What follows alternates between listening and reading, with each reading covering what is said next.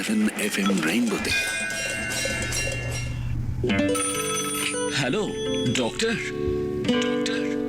8:30 ঘর পেরিয়ে গেছে, 8টা বেজে ঠিক 34 মিনিট, তাই এই মুহূর্তে সময় হয়ে গিয়েছে হ্যালো ডক্টরের। তবে হ্যালো ডক্টর আজকে শুরু করার আগে জানিয়ে রাখি যে আগামীকাল অলরেডি বলে দিয়েছি যে আগামীকাল 2 এপ্রিল বিশ্ব অটিজম সচেতনতা দিবস। প্রতি বছর আগামীকাল অর্থাৎ 2 এপ্রিল এই দিনটি পালন করা হয় বিশ্ব অটিজম সচেতনতা দিবস হিসেবে। সেই নিয়েই আজ এবং আগামীকাল আমরা একটু এই যে অটিজম যে ডিসঅর্ডারটা রয়েছে সেটা নিয়ে একটু কথা বলার জন্য মানুষকে সচেতন করার চেষ্টা করছি থ্রু আওয়ার মিডিয়া। আর এই নিয়ে কথা বলার জন্য আমাদের সাথে একজন স্পেশালিস্ট মানুষ রয়েছেন, বলেছি আগে কে রয়েছেন তাকে আগে গুড মর্নিং জানিয়ে নিই। আজকের শোতে তাকে ইনভাইট করে নিই, তারপর তার পরিচয় দেব। মর্নিং। Good morning. শুনতে পাচ্ছেন ক্লিয়ারলি? কোনো অসুবিধা হচ্ছে না তো? না, শুনতে পাচ্ছি। আচ্ছা, প্রথমেই আমি পরিচয় করিয়ে দিই। আমাদের সাথে এই মুহূর্তে রয়েছেন আজকের শোতে শ্রীমতী গীতা বাসু, স্পেশাল এডুকেটর। গীতাদি, প্রথমেই আজকে আমাদের এই শোতে আপনাকে স্বাগত জানাই, সুস্বাগতম এবং good morning. Good morning everybody. আমিও স্বাগতম জানাচ্ছি সকলকে যারা এই এফএম চ্যানেলের শ্রোতা আছেন। অসংখ্য ধন্যবাদ। প্রথমে আমি একটু জানতে চাই যে আগামীকাল 2 এপ্রিল বিশ্ব অটিজম সচেতনতা দিবস, কিন্তু একটা দিন তো কোনো একটা সচেতনতা দিন পালন করি বটে আমরা, কিন্তু সারা বছর জুড়ে 365 দিন ধরে এই বিষয়ে সচেতনতা দরকার। না হলে বোধহয় যারা এই অটিজমে আক্রান্ত তারা কোথাও একটু সেই স্নেহের পরশ থেকে বঞ্চিত হয়।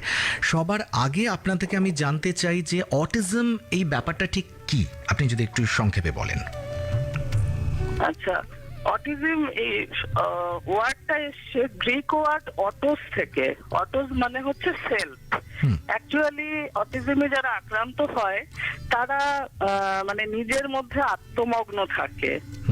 তা অটিজম বলতে অনেকে বোঝে এটা একটা মানসিক রোগ, কিন্তু এটা তা নয়।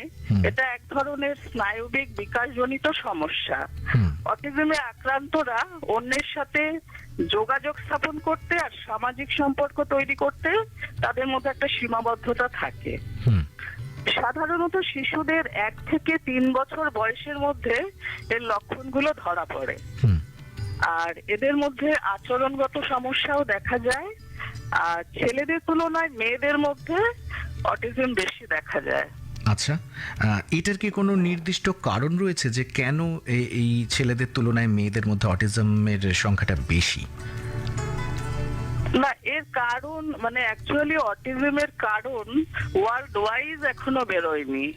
যেহেতু মানে একই বয়সের 5টা কি 10টা বাচ্চার মধ্যে ওদের সিমটম গুলো একই রকম থাকে না, বৈশিষ্ট্য প্রত্যেকের আলাদা, ইন্ডিভিজুয়াল নিডস আলাদা। সেই জন্য এখনো এটা নিয়ে রিসার্চ চলছে। এখনো এটার কোনো মানে যথাযথ কজ বেরোয়নি। বেশ, তবে বলুন। অনেকগুলো কজকে আমরা ধরতে পারি। অনেকে বলেন যে এটা একটা জেনেটিক ডিসঅর্ডার, তারপরে age of the parent at the time of pregnancy, অনেকে বলেন কমপ্লিকেশন অফ বার্থ, স্ট্রেস, আমাদের অ্যাটমসফিয়ার বা এনভায়রনমেন্টাল কজ, এইভাবে অনেকে এটাকে এক্সপ্লেন করে। আচ্ছা দিদি, আমার একটা প্রশ্ন আছে। আপনি একটু আগেই বললেন যে 1 থেকে 3 বছর বয়সে এই ব্যাপারটা প্রকট হয় বা বোঝা যায়। তো যদি আর্লি ডিটেকশন হয় এবং তার জন্য যে প্রয়োজনীয় যে থেরাপি সেগুলো যদি আমরা ফলো করি, সেক্ষেত্রে কি কিছুটা হলেও উন্নতি করা সম্ভব অটিজমে আক্রান্ত শিশুদের ক্ষেত্রে? যত আর্লি ডিটেক্টেড হবে তত তাকে থেরাপিটা তাড়াতাড়ি আমরা দিতে পারবো এবং তাকে আমরা মেইন স্ট্রিম সোসাইটিতে কিছুটা হলেও এগিয়ে নিয়ে যেতে পারবো। একদম একদম। আমার আরেকটা প্রশ্ন আছে যেটা মনে হয় যে আচ্ছা, অটিজম আক্রান্ত যারা তাদের জন্য কি স্পেশাল স্কুলিং এর প্রয়োজন আছে, নাকি নর্মাল স্কুল যেগুলো সাধারণ স্টুডেন্টরা যেসব স্কুলে যায় সেই সব স্কুলে থেকেই তারাও আর 5টি বাচ্চার সাথে একই সাথে শিক্ষা ব্যবস্থার সাথে যুক্ত হতে পারে? আপনার কি মতামত? আমার আমার মতামত হচ্ছে, দেখুন এটা হচ্ছে একটা অ্যাকসেপ্টেন্সের ব্যাপার। হুম তো ক্লাসের আর মানে আমাদের যা রেশিও স্কুলগুলোতে, হুম। তাতে যদি 40টা বাচ্চার মধ্যে 2টো বাচ্চা অটিস্টিক থাকে, হুম। এবং সেক্ষেত্রে যদি কোনো শ্যাডো টিচার বা হুম। স্পেশাল এডুকেটর রেখে হুম। তাদের পাশে রাখা যায়, হুম কারণ ওদের কনফিডেন্স লেভেলটা খুব বিলো থাকে, হুম, হুম। পারলেও ভাবে যে আমি পারছি না। হুম হুম তো এইভাবে যদি এগিয়ে নিয়ে যাওয়া যায়, তারা অবশ্যই সাকসেসফুলি রান করতে পারবে। কিন্তু আমাদের দেশে স্পেশাল এডুকেটরের সংখ্যাও ভীষণ কম, হুম। আর এইভাবে প্রোভাইড করাও হয় না, ঠিক যার জন্য স্পেশাল স্কুলে ওরা চলে আসছে। ঠিক ঠিক। আর আরেকটা ব্যাপার বোধ হয় সচেতনতার অভাব, মানে আমরা অনেকেই তথাকথিত এই অটিজমে আক্রান্ত শিশুদের একটু সমাজ থেকে দূরে সরিয়ে দেওয়ার চেষ্টা করি, কিন্তু তারাও যে আমাদেরই মতন সাধারণ মানুষের মতন, তারাও যে অসাধারণ, মানে সাধারণের মধ্যেও অসাধারণ, সেটা আমরা কোথাও বোধ হয় ভেবে দেখি না, যার জন্য প্রবলেমটা হয়। আপনাকে জিজ্ঞেস করব যে আপনি তো একজন স্পেশাল এডুকেটর, আপনি অটিজম আক্রান্ত শিশুদের আপনি শিক্ষা দেন। আমাকে একটু বলুন যে আপনি স্পেশাল এডুকেটর, আপনি এই নিয়ে ট্রেনিং নিয়েছেন, কিন্তু যারা ধরুন ট্রেন্ড নয়, মা বাবারা, তারা বা অটিজম আক্রান্ত যে ফ্যামিলি, তার বাড়ির লোকজন বা তার বন্ধু বান্ধব, আশেপাশের লোকজন, তাদের এই অটিজম আক্রান্ত শিশুদের প্রতি যে অ্যাটিটিউড, আপনি একটু আগে বললেন যে কনফিডেন্স লেভেলটা খুব কম থাকে, আমাদের সোসাইটির মূল উদ্দেশ্য থাকবে তাদেরকে ওই কনফিডেন্স লেভেলটা নিশ্চয়ই বাড়িয়ে তোলার। আপনি এই ব্যাপারে আমাদের তরফ থেকে, মানে যখন আমি দেখছি আমার সামনে একটি অটিজম আক্রান্ত শিশু রয়েছে, তার প্রতি আমাদের আচরণটা ঠিক কেমন হওয়া উচিত, যাতে তারা নিজেদের কোথাও ছোট বলে ভাববে না? অ্যাকচুয়ালি ফার্স্টলি তাদের অ্যাকসেপ্ট করতে হবে যে তারাও আর 5টা শিশুর মতো স্বাভাবিক। কখনোই আমরা ভাববো না ওরা স্পেশাল নিড, তো ওদেরও একটা নিডস আছে, সেই নিডসটা আমাকে বুঝতে হবে, কেউ কি চাইছে। তো সেইটা যদি আমি বুঝতে পারি এবং সেই অনুযায়ী আমি ওর নিডসটা ফুলফিল করার চেষ্টা করি ওর মতো করে, তাহলে মনে হয় ও অনেকটাই এগিয়ে নিয়ে যেতে পারবে। আর অটিস্টিক বাচ্চাদের যেহেতু ফিজিক্যাল অ্যাপিয়ারেন্সে কিছু বোঝা যায় না, মানে ওদের কোনো ফিজিক্যালি দেখে বোঝা যায় না যে ওর সমস্যা আছে, যতক্ষণ না ওর মানে ক্যারেক্টারিস্টিক্স গুলো শো করে। যেমন ওরা হ্যান্ড ফ্ল্যাকিং, বডি রকিং করে, হ্যাঁ, ওয়ান্ডারিং মুভমেন্ট করে, কর্নার আই একটা ওদের থাকে, স্পিনিং মুভমেন্ট থাকে, তো তারপরে অডিটরি প্রবলেম থাকে, কানে হাত দিয়ে থাকে। তো এইগুলো যতক্ষণ না শো করছে, ওদের দেখে বোঝার উপায় নেই যে ওদের মধ্যে কোনো সমস্যা আছে। তো প্রথমত হচ্ছে যে এদের বৈশিষ্ট্যগুলো জানতে হবে, এবং এটা যে একটা কোনো ছোঁয়াচে রোগ নয়, এটা একটা সমস্যা। যেমন আমাদের নানা রকম অসুখ হয়, তখন আমরা মেডিকেশন করি, প্রয়োজন বোধে আমরা যোগা করছি, করছি, সেই রকম ধরনের মানে একটা নর্মালাইজ ওয়েতে যদি এদের ভাবা যায়, তবে কিন্তু এরা অনেকটাই এগিয়ে নিয়ে যেতে পারবো এদেরকে।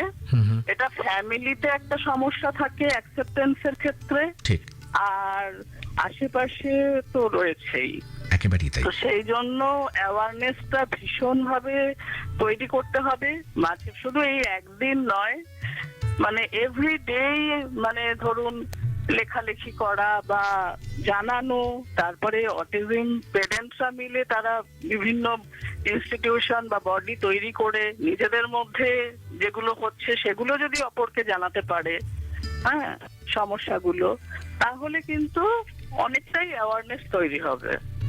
আর আমার আরেকটা প্রশ্ন হঠাৎ করেই মাথায় এলো, আপনি একটু আগেই বলছিলেন যে অনেক সময় কী কারণে অটিস্টিক শিশুর জন্ম হয় এটা জানা যায়নি এখনো পর্যন্ত, কিন্তু অনেক ক্ষেত্রে এমন কি হতে পারে যে অটিস্টিক একটি শিশুর জন্ম হলো, সেক্ষেত্রে বাবা মা, পরবর্তী সন্তান তিনিও অটিস্টিক হবেন, বা এরকম কি কোনো ব্যাপার আছে, নাকি এরকম কোনো সহজ সরলীকরণ করা যায় না এটার, এই ব্যাপারটার? না, এটা এরকম কোনো নেই।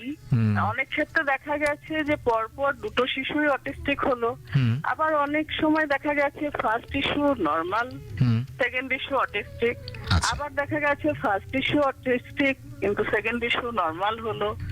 তো যেহেতু এর কজ জানা যাচ্ছে না, সেই জন্য এটা বলা যায় না। তবে জেনেটিক ডিসঅর্ডার যদি হয়, ফ্যামিলিতে থাকে, সেক্ষেত্রে একটা চান্সেস থাকে যে হতে পারে আর কি। বুঝতে পেরেছি।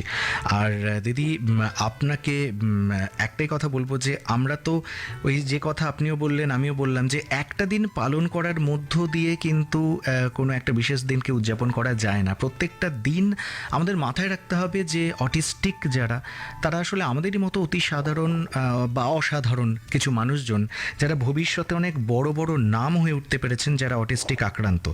যেমন মানে অ্যালিস ইন দ্য ওয়ান্ডারল্যান্ড খ্যাত লুই ক্যারল, তার কথা বলতে পারি, Charles Darwin, Hans Andersen, Albert Einstein, Michelangelo, এরা কিন্তু অটিস্টিক ছিলেন। কিন্তু দেখুন আজকে এরা কিন্তু সারা বিশ্বে অসাধারণ হিসেবেই পরিচিত।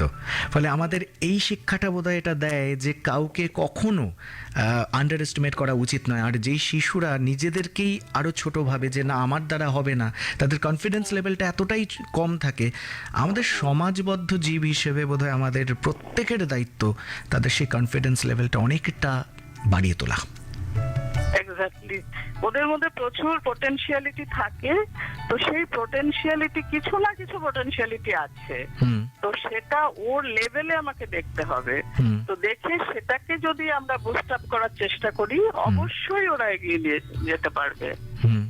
আগামীকালও আমরা এই বিষয় নিয়ে কথা বলবো আমাদের এই হ্যালো ডক্টর সেগমেন্টে। তবে যাওয়ার আগে আপনাকে লাস্ট একটা কথা বলবো যে আপনি একজন স্পেশাল এডুকেটর, এতদিন ধরে এত শিশুকে আপনি এডুকেট করেছেন, তাদেরকে শিখিয়ে পড়িয়ে আরও বড় করে তুলেছেন। এমন কোনো ঘটনা আপনার মনে পড়ছে যেখানে আপনার মনে হয়েছিল হ্যাঁ আমি আজকে একজন স্পেশাল এডুকেটেড হিসেবে আমার জীবন সার্থক? এরকম ঘটনা তো মনেই পড়ে। ধরুন আমি 19 বছর আছি, 15 বছর আগে হয়তো স্কুল থেকে সে চলে গেছে, হ্যাঁ, তো কোথাও দেখা হয়েছে, এবার ওর মা জিজ্ঞেস করছে চিনতে পারছো, বলছে হ্যাঁ এটা তো গীতা আন্টি, মনোবিকাশে ছিল। তখন ভীষণ ভাবে সত্যি বুকটা ভরে ওঠে। হয়তো আমার পাশের মানুষটিও আমাকে অনেক সময় আউট অফ সাইট হলে ভুলে যাবে, কিন্তু এরা কিন্তু মনে রাখে, একদম মনে রাখে। ঠিক ঠিক ঠিক। আসলে মানুষকে মনের দিক থেকে বিচার করা উচিত, বাইরের তার কেমন দেখতে, সে সাদা না কালো, লম্বা না বেটে, এই দিয়ে জাজ না করে মানুষটা কেমন, মনুষ্যত্ব বোধ মানুষের, সেটাই তো মানুষের সবচেয়ে বড় পরিচয়। খুব ভালো লাগলো আপনি এই যে মহৎ কাজ করছেন, সেই কাজ আরো এগিয়ে নিয়ে যান। ভবিষ্যতের জন্য অনেক অনেক অনেক শুভেচ্ছা রইল, অনেক প্রণাম জানাই আমাদের তরফ থেকে।